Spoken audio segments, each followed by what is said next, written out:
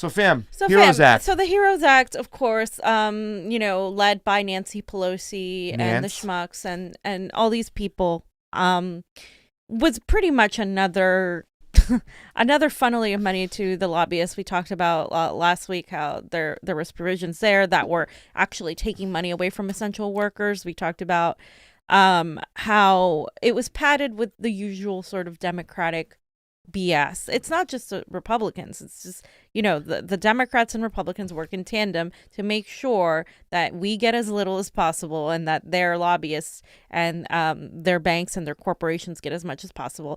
And this one completely omitted the $2,000 a month reoccurring stimulus check or UBI and other items, fam. And to me, that was the biggest thing to omit that, because what it does is give you a $1,200 payment, and on top of that, she had to make sure that you weren't double dipping, is what they called it. Yeah. So to me, this is like another slap in the face to towards the working and middle class, because as Pasta will tell you, a lot of the small businesses haven't gotten their PPP. And what they have gotten instead is very, very specific instructions that keep changing depending on how a business is supposed to spend it. Like, they are trying to dictate how these businesses are supposed to spend it. And if they don't do exactly as they said, they're claiming that they're going to go after you, that they're going to sue you, that they're going to take it away. I mean, how free are you if they can dictate that you, an independent business, how you are going to use this money? They always put these strings and they attach these strings telling you that they're helping you, but they're really not. And it's really, the thing about it, it's very nefarious, because what they do is it's the cheese in the trap, right? Okay, we're going to take care of workers. We're going to do the PPP, the protection payment, paycheck program. But then after you pay all your employees, but you couldn't invest in your business to keep it going, to make the necessary changes. Now I'm talking people in the restaurant business more than anything, because everything's changed, right? Now we're not going to allow to have a bunch of people in one room at one time.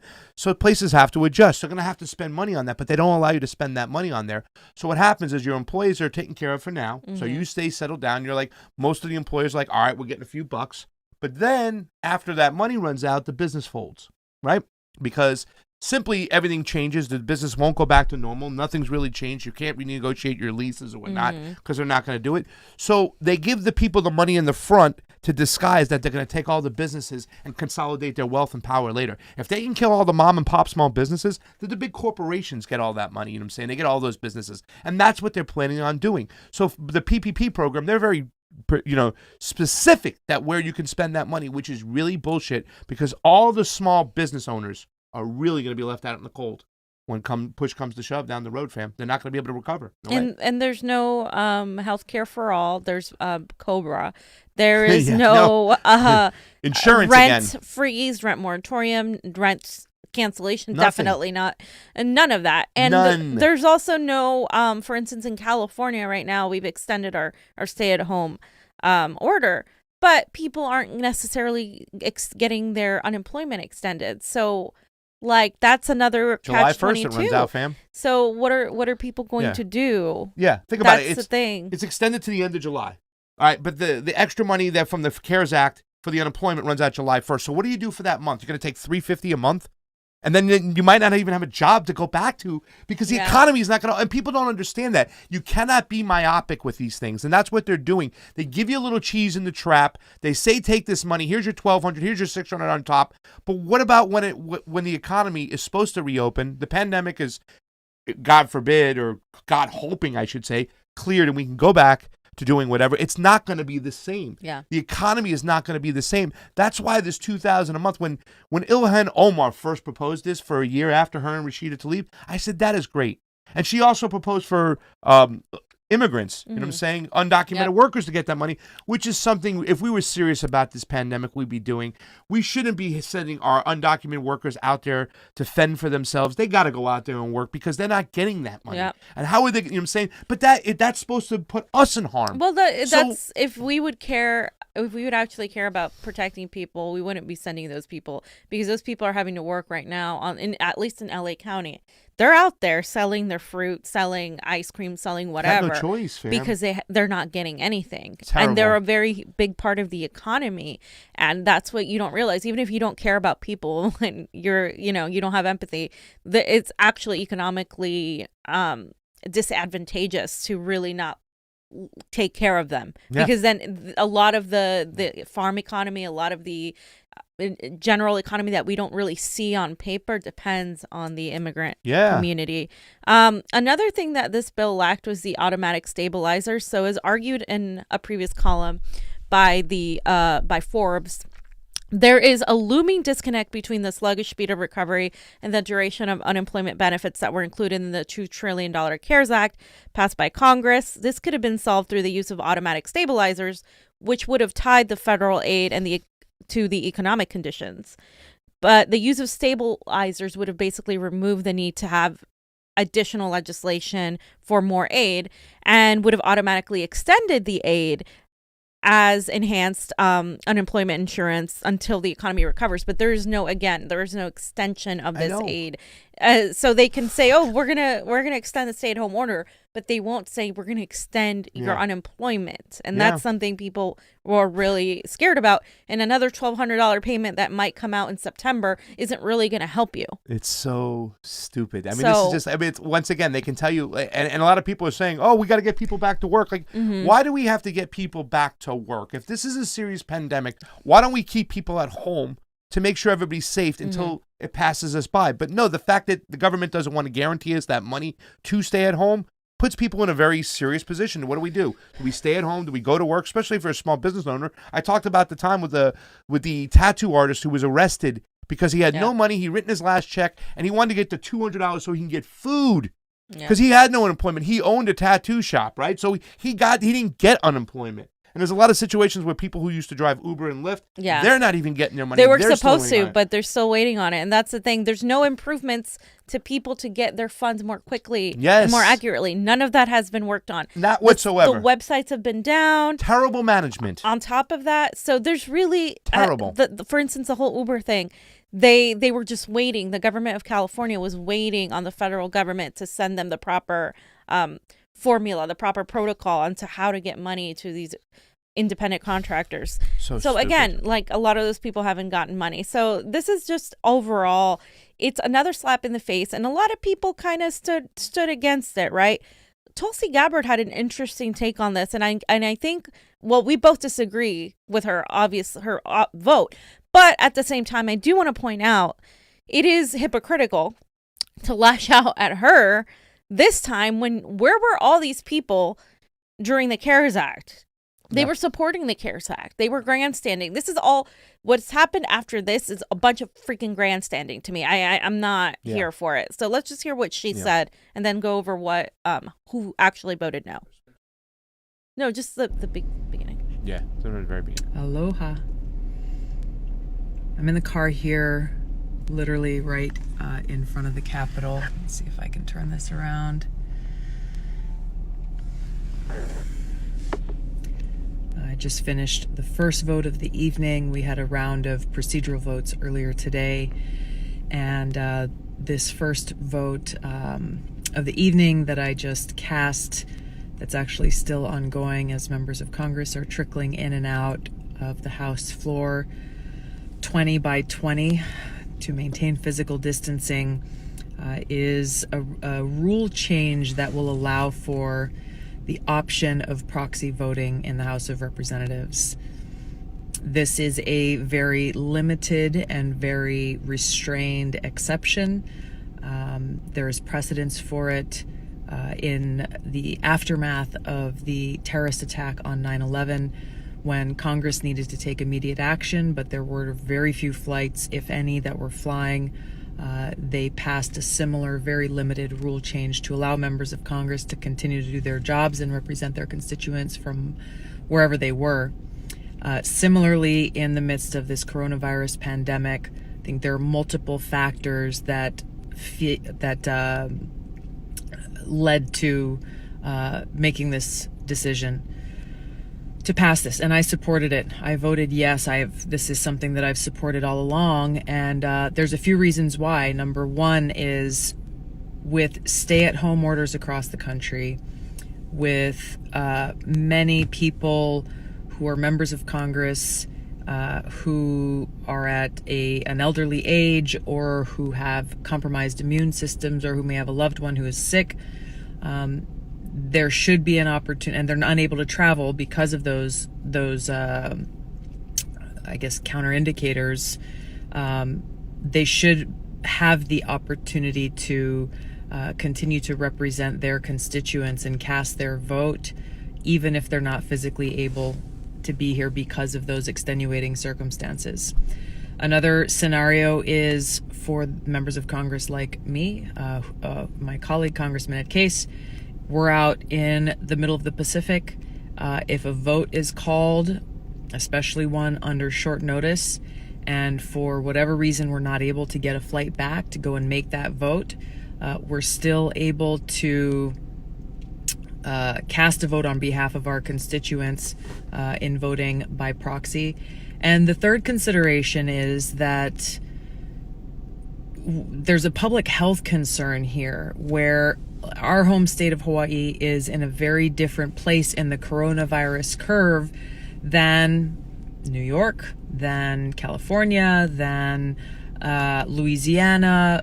Every state is in a slightly different place in that coronavirus curve, and without this proxy voting option, really what's happening is you have 435 members of Congress convening in one location, bringing whatever they're bringing from their home, and then going back to communities all across the country.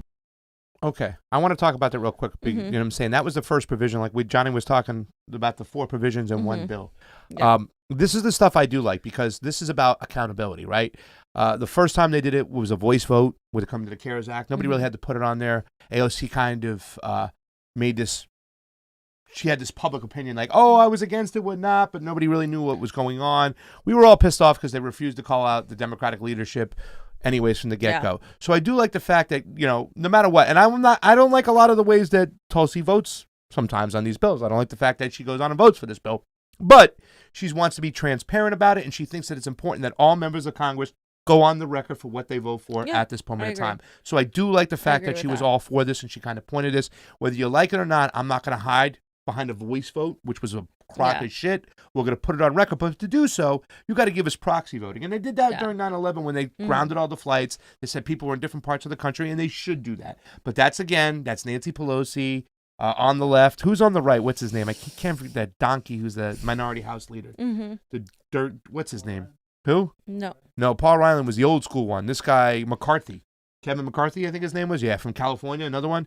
Yeah, he's the one. They cover up for their members of Congress. They hide their votes. They reach deals with them. They can't do that. If you're going to cast a vote, if there's a bill out there, we need to be transparent, just like we need to eventually get to transparency in our elections. Same thing for Congress. So I like that part about what Tulsi was talking about when it came to that. Did you want to show any more of that and talk about the stuff? Because it's a long video, but she does go on to talk about the fact that there's a lot of things within this bill that should have never been voted on. They should be voted on by themselves. In other words, she's against the pork that we constantly put into these bills. Did you want to?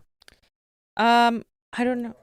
I don't know exactly when that comes up. Towards the end.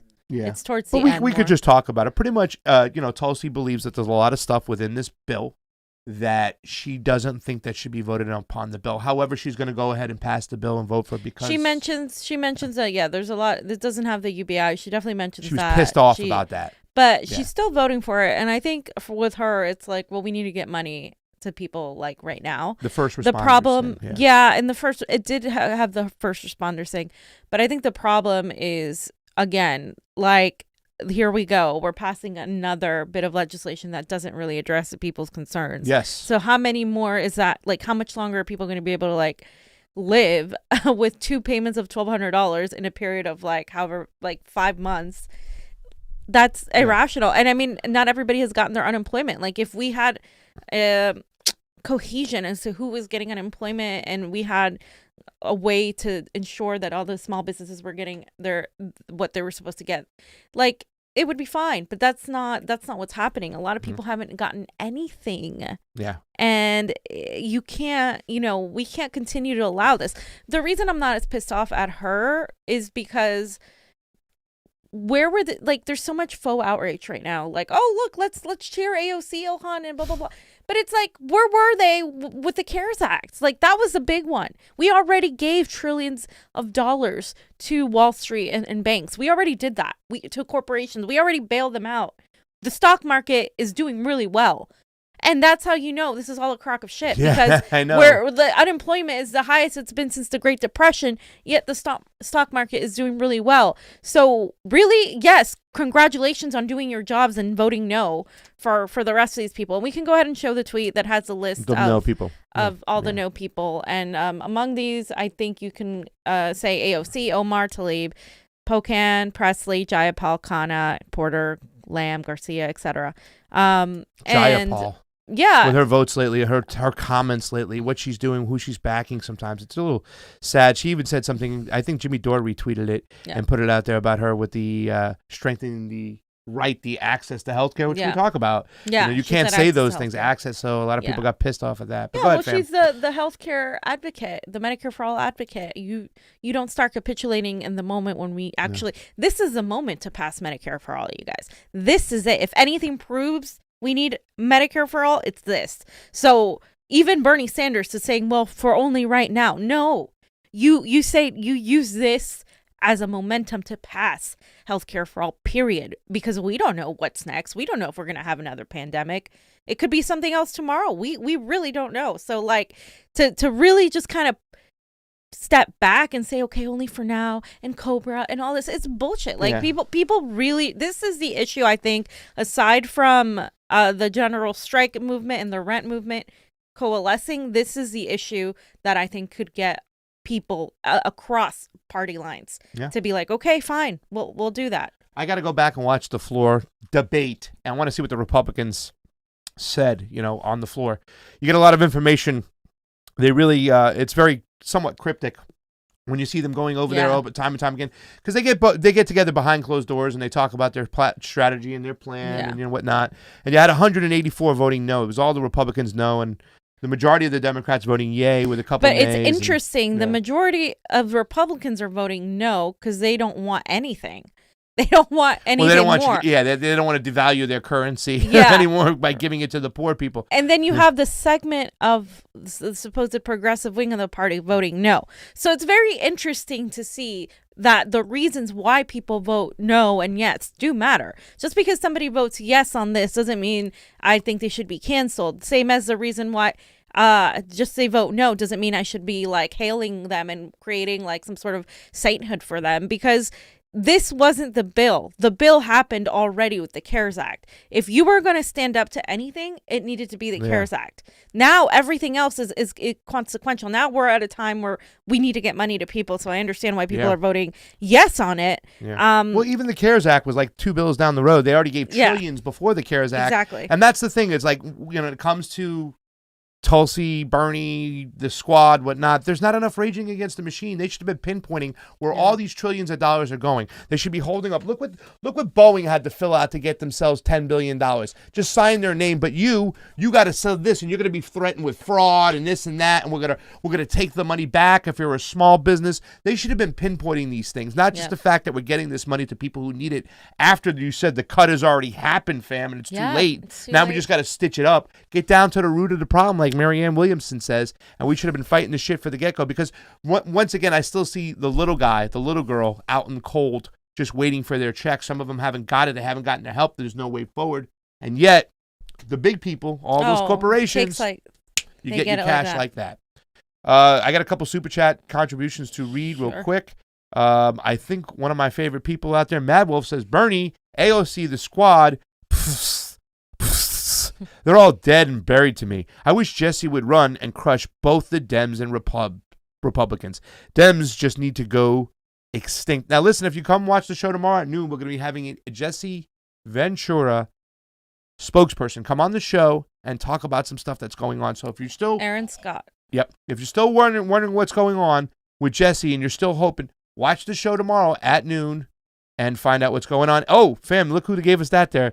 They give it a super chat contribution. You remember, see if you remember this name. Brian Deutsch. Oh, hey, Brian. Remember Brian Deutsch? Brian Deutsch is our guy. When we started off the CONVO couch, he had a couple of production meetings to help us out. Brian Deutsch actually hooked us up with our first people, the LACreativeStudios.com. He sent us the way there, so thank you, Brian Deutsch. We love you. Brian. We miss you. He's not working now with everything shut down. He worked on a lot of sets, and we love Brian Deutsch. Brian Deutsch wants me to run against Adam Schiff. He always says that. I think Pasta needs to run against Adam Schiff, guys. Adam Schiff for brains. That's Jim Crittenden said the last 6 months have demonstrated the truth of MMT. Yes, we afford Medicare for all. Real freedom, especially now. It certainly has, Jim. MMT, they're just creating money out of thin air. They create it for the big corporations, but the little guy, no. So, fam, the votes that you showed for the 14 Dems, what was that on? What did they vote on? That was on the Heroes Act. Yeah. It actually wasn't, though, because that's the one, what it's. The one. This is what people think. Yeah, I know. No, but he linked the clerkhouse.gov. It was to vote on the Heroes Act. This is HRES 965, and then so I was actually able to find the actual Heroes Act. They reference it in the other one. It's so HRES 967 is the one that he linked. So it's to vote for the Heroes Act. It's saying can we vote proxy and all that stuff. It's like three things in one. So it's vote proxy, and then providing for consideration of the bill, make an emergency. They providing for the consideration of the bill, HR 6800, which is the Heroes Act, HR 6800, and then if you go to the roll call here you can see that Ocasio, HR 6800, here Ocasio-Cortez did vote yes. So she voted no to vote on the bill because they thought it wasn't ready, and then for the actual bill, it's like, okay, I guess we'll take it then. Yeah, is basically what happened. Right, but all that's being promoted by the leftist people, even Zephyr Trechau, Ro Khanna, all these people. Oh, Ocasio, and this is my whole point. Like Ocasio and them, they're voting no on it. That's what it's being understood to the public. Right. And so that's my whole point is that it's so difficult for most people to navigate through this, even us alone. Like it's like, wow, we have to read every single fucking thing. This thing is 1,800 pages long. There it goes. Like nobody's gonna read that. I don't like. That's like where is it? War and Peace is shorter than that. Yeah. Like I mean, this is like. This is what I mean. Like, it's grandstanding to me to say, oh, look at the progressives. They're standing up. Just go read a bunch of the tweets. Oh, look, congratulate them. These people are doing the right thing. Where were they during the CARES Act? At the end of the day, Ocasio lied. She pretty much did the same thing before, where she was saying, oh, I said no on that. When she didn't say no. She actually voted. She didn't, it was a voice vote. And she didn't say I didn't hear a voice. I heard Thomas Massey was the only one. Massey said there was a couple people who do it. He didn't mention AOC, and he said there was a couple people that went up to it after and said, man, I wish I would have voted the way you voted. It's like, well, why didn't you? Why does it have to be a freaking libertarian Republican to call out for transparency? So that's the whole thing, Johnny, is like, I wanted, like, Tulsi Gabbard is now being like, oh, she voted, da-da-da-da-da. But it's like, but so did, like, everybody else. Let me say this about, too, that fam, though. Tulsi needs to get, we talked about this. We always said that, everybody always said that Bernie knows about the economic policies and the social policies, and Tulsi's great on foreign policy, but we always said that no, on paper, that Tulsi's pretty, she's pretty progressive when it comes to domestic and social issues. She was driven by her fight against climate change. That's Water Woman going to, you know what I'm saying? That's the first thing that really pushed her to go into office, was fighting for Mother Earth. Yeah. So when this came about, I wanted to see more, and I've told people close to Tulsi, I wanted to see more. Come on.